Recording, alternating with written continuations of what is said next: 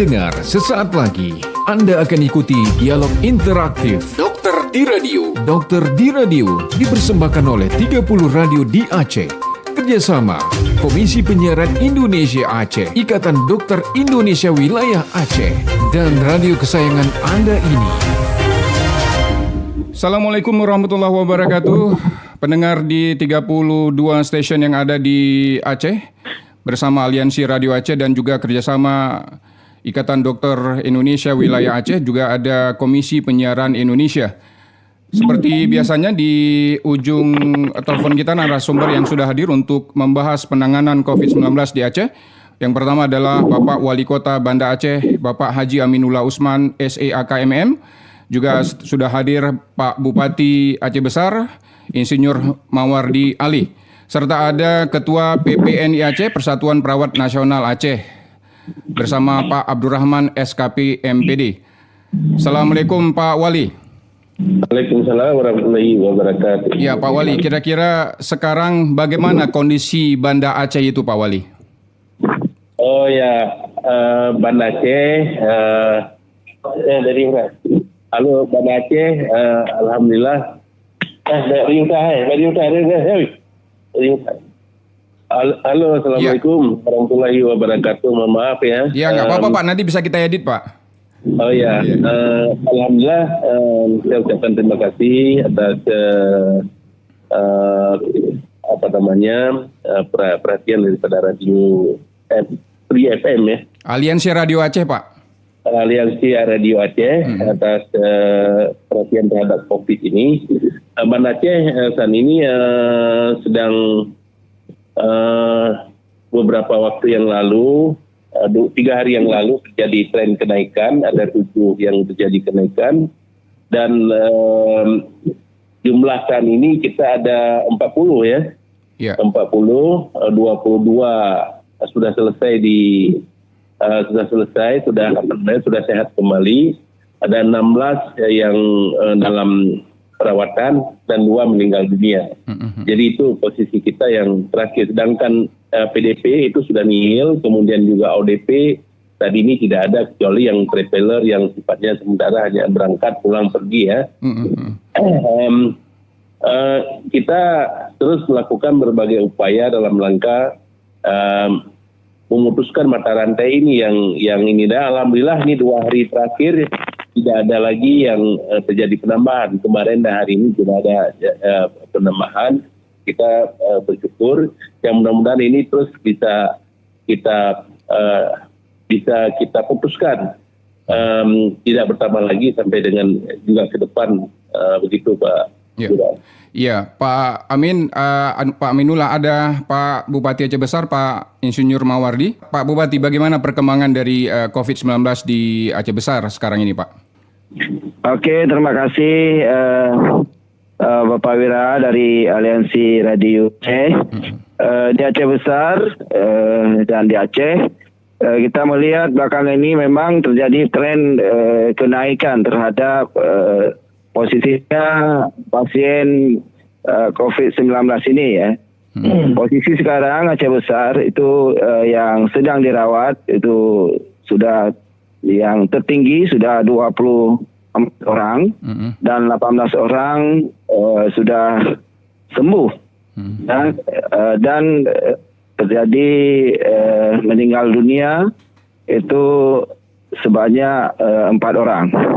Jadi memang saat ini trennya sangat tinggi ya terhadap penyebaran daripada virus corona ini di Kabupaten Aceh Besar. Baik Pak Mawardi, kira-kira kendala apa yang dialami dalam proses penanganan COVID-19 di Aceh Besar, Pak Mawardi? Iya, kendala memang semenjak diberlakukan kondisi new normal, di mana aktivitas sudah dibuka kembali seperti biasa, itu kita melihat bahwa kesadaran masyarakat sudah hilang. Di awal-awal terjadinya terhadap pencegahan ini luar biasa sekali, sampai ada kita menjaga malam sampai ada diberlakukan jam malam. Tapi belakangan ini masyarakat seakan persoalan virus ini sudah seperti biasa ya, tidak menjaga lagi. Yang sebenarnya ya tanggung jawab terhadap untuk supaya tidak terjadinya penyebaran virus corona ini atau virus COVID-19 itu yang pertama harus tanggung jawab individu pertama. Semua orang harus bertanggung jawab terhadap penyebaran ini, di mana setiap orang harus benar-benar menjaga protokol kesehatan itu, baik memakai masker, kemudian menjaga jarak, sering mencuci tangan dan tidak melaksanakan kegiatan-kegiatan dalam melibatkan orang banyak.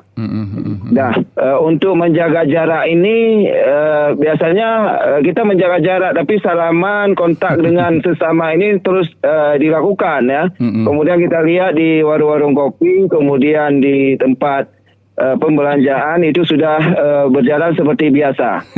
Dan kemudian juga sebagian masyarakat kita sudah tidak percaya ya, seperti di Aceh Besar. Kemarin ada yang meninggal dengan COVID-19 ini, mayatnya dipaksa pulang. Nah, ini artinya akan membentuk kluster baru yang akan terjadi penambahan positifnya akan semakin besar. Kemudian juga tanggung jawab lembaga ya, setiap lembaga seharusnya dia harus bertanggung jawab terhadap penyebaran ini. Apakah dia kepala desa, kemudian para camat, lembaga-lembaga pemerintah lainnya, dan juga lembaga-lembaga swasta. Setiap organisasi dia harus menjaga ya organisasinya terhadap virus ini dan menjadikan protokol kesehatan ini menjadi yang utama dalam berbagai aktivitasnya. Nah, baru kemudian pemerintah dengan adanya gugus tugas yang ada itu akan memfasilitasi ya, baik dari sisi kesehatan dan sisi lainnya supaya penyebaran ini tidak terjadi. Nah, inilah yang menjadi kendala dan pada hari ini luar biasa sekali saya pikir bahwa antara Aceh Besar dan Banda Aceh itu adalah sebuah kawasan dan kita semua harus bersatu untuk bisa tetap menjaga untuk tidak terjadi penyebaran, karena kalau Banda Aceh saja menjaga atau sebaliknya Aceh Besar saja menjaga, tentu ini tidak mungkin, karena antara Aceh Besar dan Banda Aceh ini adalah satu kawasan yang tidak mungkin dipisahkan ya. Betul. Seperti misalnya di bandara. Di bandara kami di gugus tugas di Kabupaten Aceh Besar, setiap orang yang datang dari luar itu diberikan data ke gugus tugas. Dan apabila memang orang baru yang datang itu akan kita pantau. Dipantau terus apakah yang bersangkutan ini dia memiliki ciri-ciri yang bisa membawa karir ya membawa virus.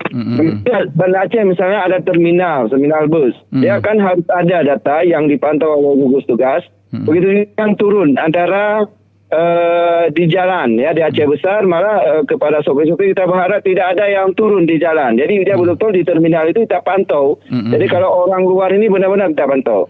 Pengalaman kemarin yang terjadi di klaster ya IOM di Jaya itu karena yang masuk ke situ. Kemudian terjadi penyebaran sampai 10 orang satu klaster. Nah, jadi ini adalah suatu cara saya pikir untuk supaya menghambat untuk penyebaran, kita harus betul-betul bisa menjaga orang masuk.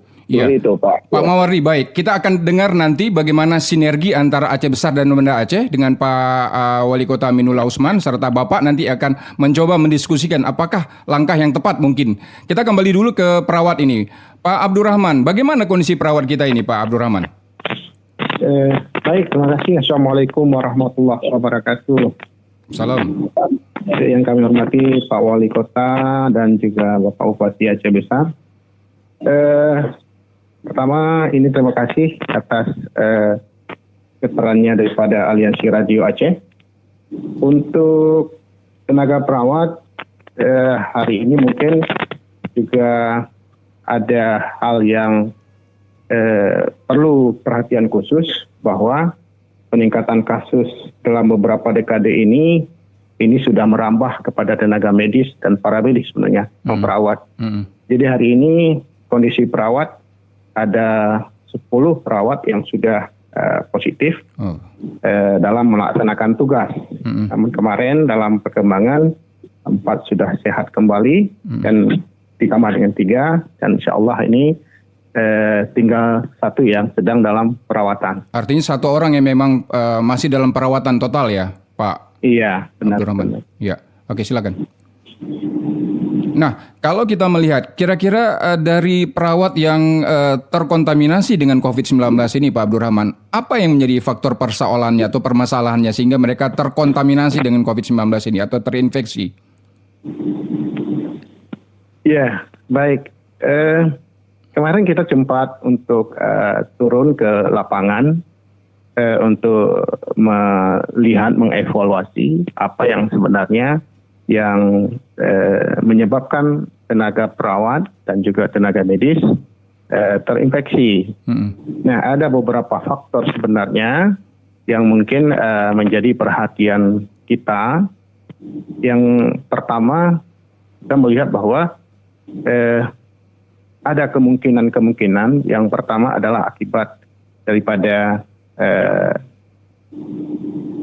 APD yang tidak standar dan lengkap. Yang kedua, ada kemungkinan bahwa dalam protokol penggunaan dan pelepasan daripada APD itu sendiri. Oleh karena itu, kemarin kita coba melihat bahwa kita merekomendasikan kepada beberapa rumah sakit supaya perawat yang bertugas di ruang COVID itu bisa dipastikan ada APD yang standar, lengkap, dan mencukupi. Yang kedua, kita juga menginginkan bahwa seluruh perawat yang ditugaskan ke ruang COVID itu sebelumnya diberikan pembekalan manajemen asuhan pasien COVID dan juga pencegahan infeksi. Yang ketiga, kita juga mengharapkan kemarin bahwa mereka supaya tidak lengah. Itu ada penelitian bahwa penularan kepada perawat atau tenaga medis itu bahkan terjadi pada saat mereka membuka APD, apakah membuka baju APD-nya atau membuka masker dan sebagainya, sehingga kita meminta kepada seluruh perawat supaya pada saat membuka APD-nya, alat pelindung dirinya itu supaya sesuai dengan prosedur yang sudah ditetapkan. Apakah ada pengaruh dari ini, Pak Abdurrahman? Tidak jujurnya pasien sehingga perawat lupa melakukan protap WHO yang ada? Oh, itu salah satu. Itu ada beberapa kecolongan yang barangkali terjadi. Itu biasanya pada tracing, pada di awal masuk. Ketika pasien tidak jujur, itu sangat mungkin, sangat besar sekali peluang untuk tertularnya kepada tenaga kesehatan, baik medis maupun perawat. Karena apa? Karena pada situasi yang tidak di dalam ruang COVID, maka biasanya tenaga kesehatan itu tidak dipersiapkan dengan APD yang lengkap pada ruang biasa. Ini ada beberapa kejadian yang barangkali bisa menjadi pelajaran untuk kita semua, yang pasiennya di UGD, kemudian ada juga sampai di ruangan, dan alhamdulillah mungkin untuk rumah sakit kita itu sudah dilakukan prosedur-prosedur, dan ini barangkali menjadi pelajaran ke depan pada saat kita melakukan triase ketika pasien pertama sekali masuk. Dan kita mengharapkan masyarakat itu jujur, apakah mereka sedang pulang dari luar daerah atau zona merah, ataupun dia melakukan ada kontak-kontak erat dengan pasien yang lain. Ya, Pak Aminullah, bagaimana kondisi Banda Aceh, Pak? Kira-kira kendalanya sama tidak seperti yang dialami oleh Aceh Besar? Banyak orang ngumpul, tidak pernah menggunakan masker, tidak ikuti protokol. Bagaimana, Pak Aminullah? Ya, kita tidak pernah berhenti. Banda Aceh melakukan razia.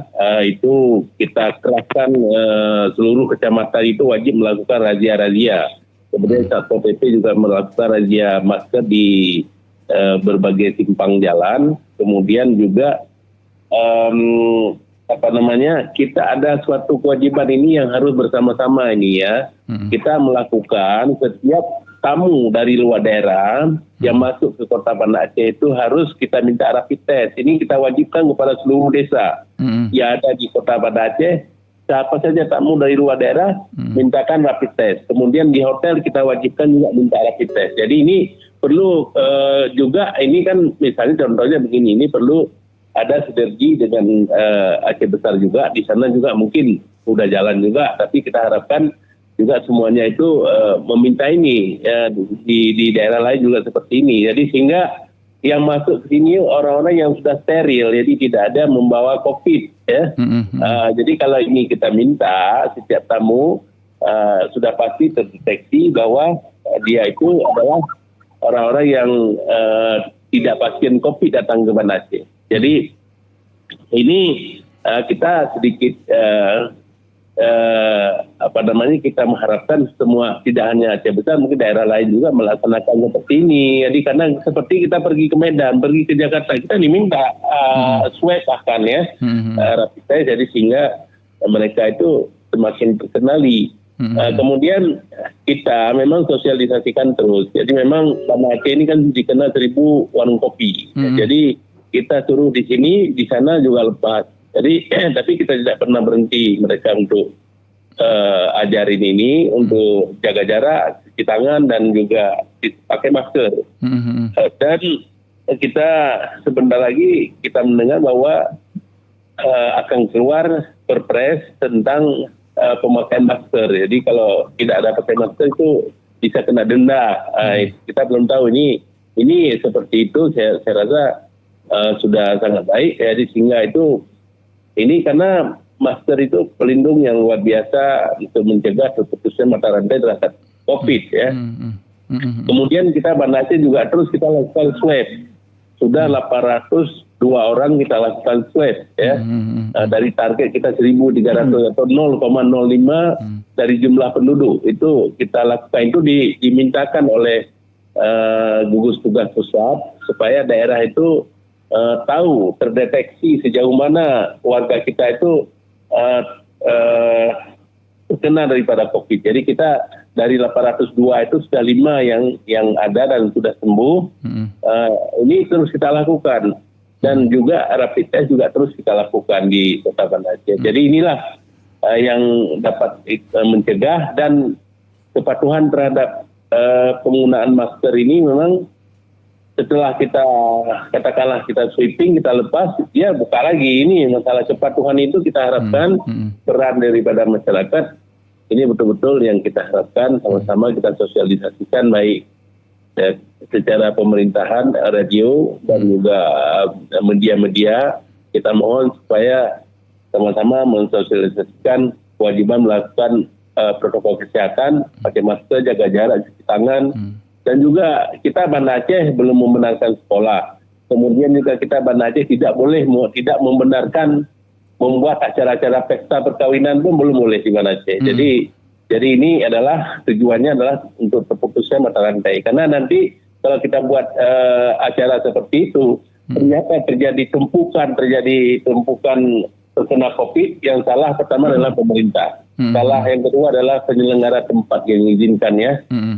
Jadi kalau kami di Banda Aceh ini, setiap keputusan yang seperti itu akan ditetapkan oleh gugus tugas Forkopimda yang terlibat semua di situ, baru kita bisa berikan izin terhadap suatu kegiatan. Iya. Pak Wali, memungkinkan tidak dengan membuat surat edaran bersama Aceh Besar dan Banda Aceh untuk penanganan COVID-19 secara simultan, secara sinergi? Sangat mungkin karena ini kan semuanya harus sinergi. Jadi supaya itu kita siap aja mendukung apa ada kebijakan dari Aceh Besar, begitu juga mungkin sebaliknya apa kebijakan kita sama-sama mendukung. Kita siap mendukung, Banda Aceh siap sekali untuk mendukung apa saja yang barangkali menjadi yang terbaik dalam rangka penanganan daripada COVID ini. Iya, Pak Bupati, bagaimana Pak Bupati? Memungkinkan tidak ini masalah kendala-kendala yang dihadapi dibuat dalam sebuah edaran bersama? Sangat mungkin, karena memang ini adalah suatu daerah yang terintegrasi ya. Kalau kita lihat memang Forkopimda seperti Dandim 01 BS itu memang meliputi Aceh Besar dan Banda Aceh. Kemudian juga Foresta 10 kecamatan di Aceh Besar itu masuk dalam wilayah hukum Polresta Banda Aceh. Artinya memang penduduk Banda Aceh sendiri siang dan malam itu berbeda, karena memang penduduk Aceh Besar yang siangnya banyak yang bekerja di Banda Aceh dan sebaliknya. Ya, ada juga yang dari Banda Aceh bekerja di Aceh Besar, karena satu wilayah ini seperti saya sampaikan tadi bahwa memang tidak bisa dipisahkan, baik bekerja di Pemko maupun bekerja di pemerintah Aceh ya, atau di rumah sakit. Nah, salah satunya kemarin juga tenaga medis yang positif kemarin itu juga yang di rumah sakit Zainal Abidin itu adalah warga Aceh Besar. Jadi dia bekerja di rumah sakit. Jadi kemudian juga menjadi tambahan bagi peningkatan jumlah yang positif di Kabupaten Aceh Besar. Jadi sangat memungkinkan untuk dua wilayah ini harus memang bersatu padu ya untuk melawan COVID-19 ini. Dan kemudian saya juga menyarankan ini kepada tadi Pak Abdul Rahman, tim medis, bahwa setiap tim medis yang menangani masalah COVID-19 ini betul-betul diisolasi. Dia tidak pulang ke wilayahnya dulu, betul-betul diisolasi. Seperti kemarin ada beberapa orang yang memang positif di Aceh Besar, tenaga medis itu adalah yang bekerja menangani COVID-19 ini. Ya, baik itu dari karena memang rumah sakit yang menangani ini kan rumah sakit Zainal Abidin dari berbagai wilayah. Nah, ini harus ini. Yang kedua, untuk menyatakan positif meninggal di Selimum misalnya, sudah 2 hari meninggal, masyarakat sudah melayak atau mengurus jenazah seperti biasa, baru kemudian dinyatakan positif. Jadi ini kan akan terjadi kebingungan, kepanikan yang luar biasa di masyarakat. Ada juga yang dia penyakit biasa, ketika meninggal dinyatakan positif. Jadi akhirnya masyarakat tidak percaya seperti itu. Nah, ini kami juga mengharap kepada medis supaya ini betul-betul kita juga bukan hanya pemerintah saja, tapi tim medis ini salah satu adalah Rumah Sakit Zainal Abidin, betul-betul ini bersatu nanti dalam mengeluarkan setiap pernyataan ini supaya masyarakat yakin ya. Ada yang seperti saya ceritakan tadi itu penyakit biasa, kemudian setelah meninggal dinyatakan positif, akhirnya dia ribut dengan keluarga berebut, akhirnya dia bersikeras bahwa dia keluarganya itu bukan COVID-19, kemudian membawa pulang dan jenazah seperti biasa, dan ini sangat berbahaya. Nah, sama juga di Selimum yang tadi dia penyakit biasa, dibawa pulang jenazahnya, diurus jenazah seperti biasa, kemudian setelah diurus seperti biasa, besoknya keluar bahwa jenazah itu adalah jenazah COVID-19. Nah, ini kan terjadi luar biasa di dalam masyarakat yang sudah melayak, ada yang memandikan, ada yang peluk-pelukan di sana sudah selamat. Karena dianggap bukan pasien COVID yang jenazah ini, makanya ini juga akan terjadi kepanikan. Jadi ini saran saya, memang saya sangat mendukung seperti tadi ya, di Aceh Besar ada bandara. Bandara itu adalah pintu masuk ya, orang luar. Kita sudah kerjasama dengan bandara. Jadi mana warga yang turun dari bandara itu yang mau ke Aceh Besar, itu kita identifikasikan. Ada identitasnya supaya dia tidak langsung bergaul dengan masyarakat. Dan kemudian kalau misalnya dia masuk dalam sebuah desa, kita memberitahu kepada kampung yang bersangkutan bahwa orang ini adalah orang baru. Mohon kemudian Puskesmasnya melakukan pemantauan terhadap orang baru tersebut. Nah, kita juga seperti tadi terminal bus ya, ada di Banda Aceh. Ya, seperti saya ceritakan tadi bahwa ada turun dari Medan kemarin. Dia masuk ke Ingin Jaya di perumahan polisi IOM itu. Dia masuk seperti biasa.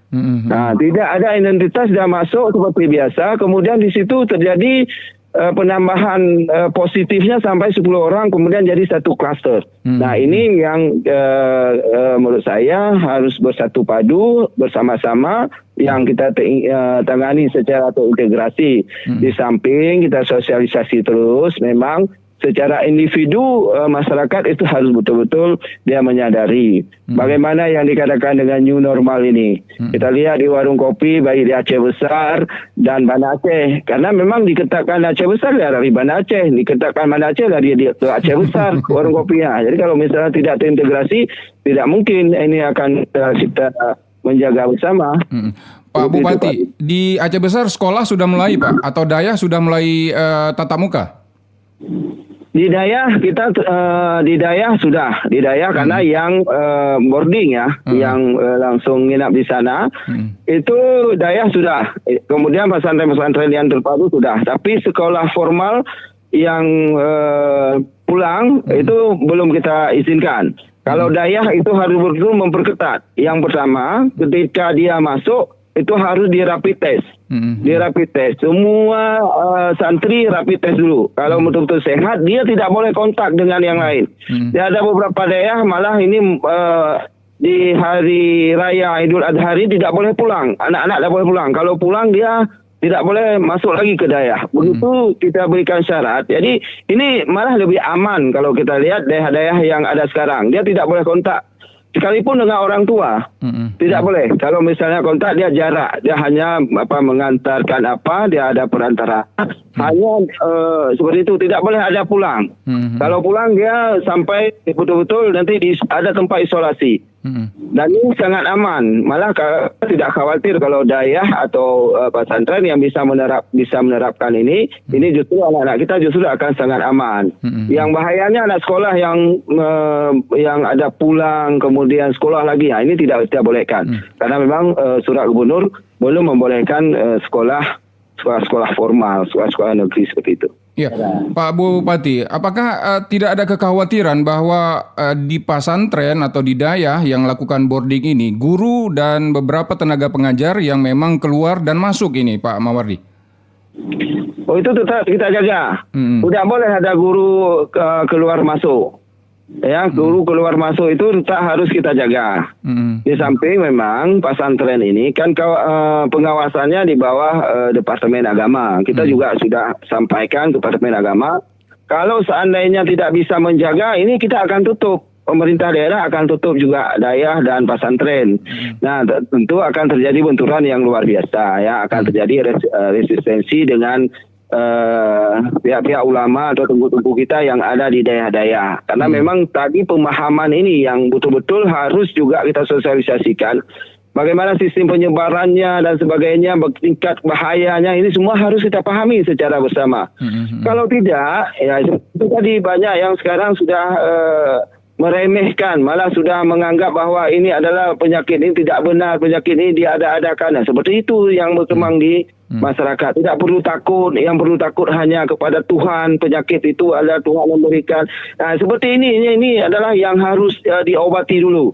Ya, pemahaman-pemahaman, cara-cara berpikir yang salah ini harus kita berikan pemahaman, baik di dayah, di pesantren yang boarding, supaya ini. Tapi beberapa selama ini masih diterapkan, ya, dayah-dayah masih diterapkan bahwa memang itu mereka dijaga dengan baik. Tidak ada kontak di dalam dengan orang luar. Baik, itu, Pak Ketua Abdurrahman. Ya, Pak, apa yang disampaikan, kekhawatiran yang disampaikan oleh Pak Bupati Aceh Besar tadi, Pak Mawardi, menyangkut masalah kurang cepatnya informasi yang tersampaikan kepada orang yang terinfeksi COVID-19 dan orang yang belum terinfeksi COVID-19. Ini apa kendalanya sejauh yang Bapak ketahui? Baik, yang pertama mungkin terkait dengan perawat yang bertugas atau tenaga medis yang bertugas di merawat pasien COVID. Tadi Bapak Bupati menyampaikan bahwa itu mungkin diisolasi dulu. Tentu ini di dalam penanganan COVID ini tidak ada SOP untuk tenaga medis, kapan dia bertugas, kemudian kapan mereka untuk isolasi, Dan biasanya kalau mereka yang pulang ke tempat tinggal atau sudah pulang itu sudah dilakukan screening yang ketat sehingga mereka bisa berumah. Dan ini di awal-awal bahkan terjadi penolakan daripada masyarakat. Bahkan ini kita butuh edukasi bersama supaya tenaga medis dan juga perawat yang melakukan perawatan ini tidak terstigma oleh masyarakat. Tapi sangat setuju yang disampaikan oleh Pak Bupati kepada tenaga medis dan juga perawat yang kira-kira yang memberikan pelayanan itu supaya bisa mengikuti SOP yang ketat, sehingga kalau dia memang kembali ke tempat tinggalnya dia dalam keadaan yang sudah steril, artinya sudah tidak membawa kuman penyakit.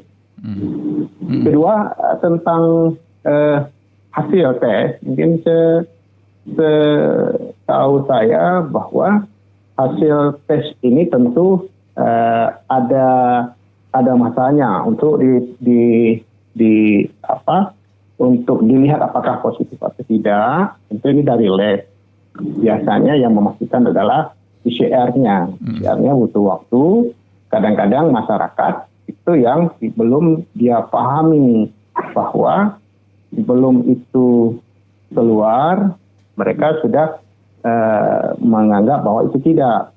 Dengan pedoman yang baru sekarang ini bahwa bagi pasien yang sudah menampakkan gejala-gejala yang memang berat, sedang berat, maka itu sudah suspeknya sudah dipastikan itu lebih ke arah COVID.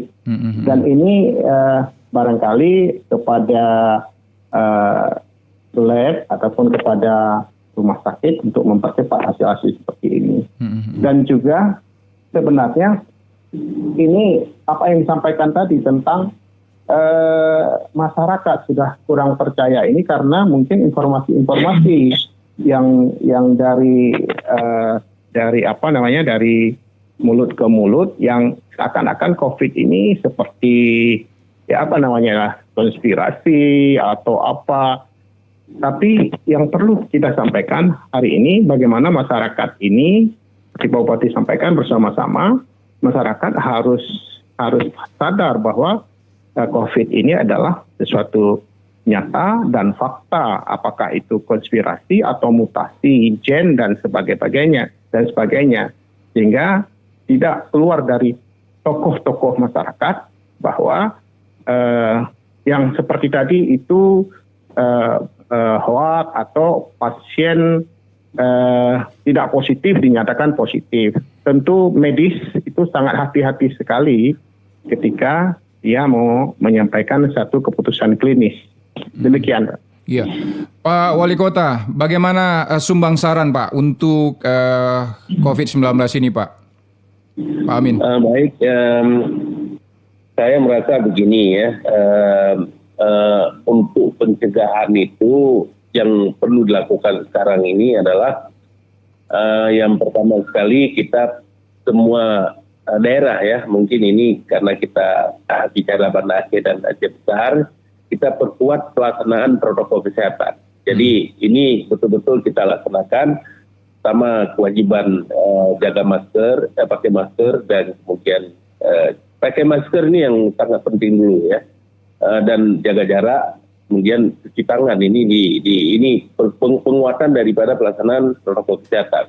Yang kedua tetap harus meminta hasil rapid test, baik itu di Banda Aceh maupun kita harapkan di Aceh Besar juga. Setiap tamu yang datang dari luar itu wajib hukumnya, supaya kita yang datang tamu kepada kita itu benar-benar adalah tamu yang sudah steril ya, seperti itu. Kemudian juga di samping itu sebagaimana kita harapkan, kami terus Banda Aceh khususnya kita terus melakukan upaya untuk mendeteksi terhadap masyarakat yang OTG melalui swab yang terus kita lakukan, kemudian melalui rapid test, jadi sehingga kita terdeteksi ada nggak warga kita itu yang terkena virus corona ini. Jadi sehingga sebelum kita terkena itu kita sudah bisa melakukan upaya pencegahan.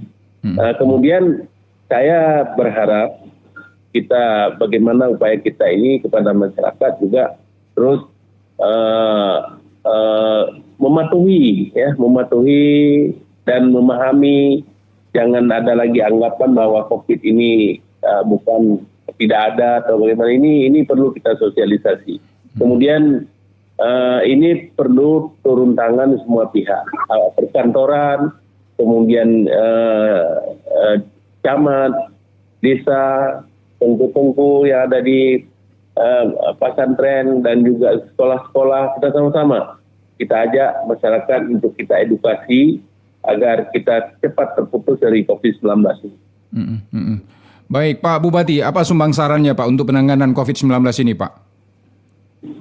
Ya, yang pertama kita harus pahami bahwa memang COVID ini sudah terjadi. Tidak perlu ada pembicaraan benar, salah, dan sebagainya. Kenyataan-kenyataan dan fakta-fakta yang menyatakan bahwa memang, dan ini harus kita sampaikan kepada masyarakat.